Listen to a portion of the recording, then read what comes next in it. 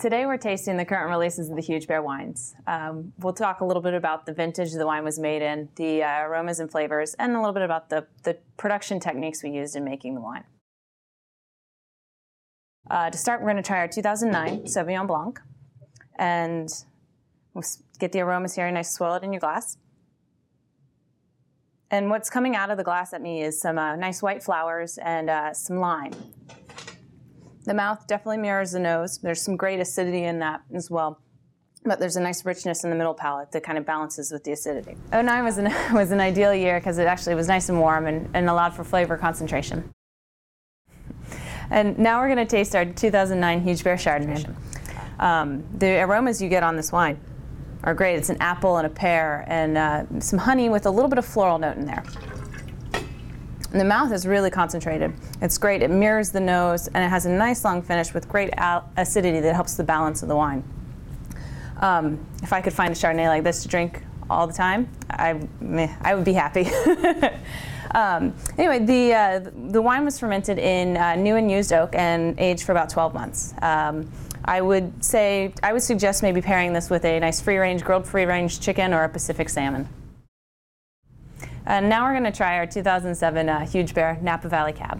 2007 was actually the ideal year. We had perfect conditions, nice, dry, warm weather, and allowed for great ripening. You get some bright fruit on the nose right off the bat. Blackberry, black and blue fruits mainly, but it's got some hints of some tobacco, and it's actually really intriguing.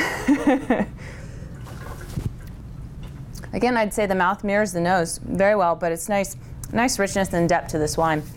You get a little bit of spice in the finish there as well. The fruit for this wine comes from vineyards sourced in Napa Valley, and the production was aged about 22 months in new and used oak. So now we're going to try our 2008 Huge Bear Sonoma County Cabernet. 2008 was actually a very challenging year. We had severe frost in the spring, which actually decreased our yields significantly.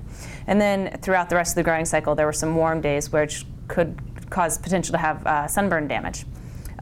With that being said, I think this wine showcases how beautiful the year turned out. The nose is just bright and jumps out at you, and it's great because it has some of the dark cherry and just nuanced flavors of, you kind of get the clay, earth, tobacco, actually a little bit of chocolate in this wine. In the mouth, the fruit is still there. It's that bright, nice fruit, but it's got a nice richness to it too, and soft, smooth, supple tannins. I think this wine would pair well with a steak, honestly. This wine was aged in new and used French oak for about 22 months. The used oak is anywhere from 1 to 3 years old, roughly. Now we're going to try our 2008 Huge Bear Late Harvest Sauvignon Blanc. 2008, we had some severe frost in the spring, caused our yields to be significantly decreased. But along with that frost was moisture, which caused noble rot. So because we had the noble rot in the vineyard, we decided why not try to make a noble rot but botcher-sized wine.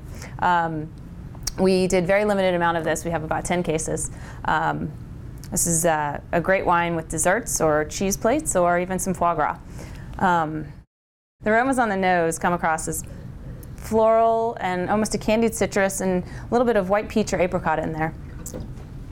The mouth mirrors the nose, but there's this really great honey piece that comes across that isn't really as present on the nose, but great, adds this nice concentration to the wine. The production of this wine, we fermented in neutral oak and aged it for about 28 months. A little bit longer than most white wines, but we wanted to kind of add that aged, caramelized sweetness and a little bit of the lees contact that helped with the mouthfeel.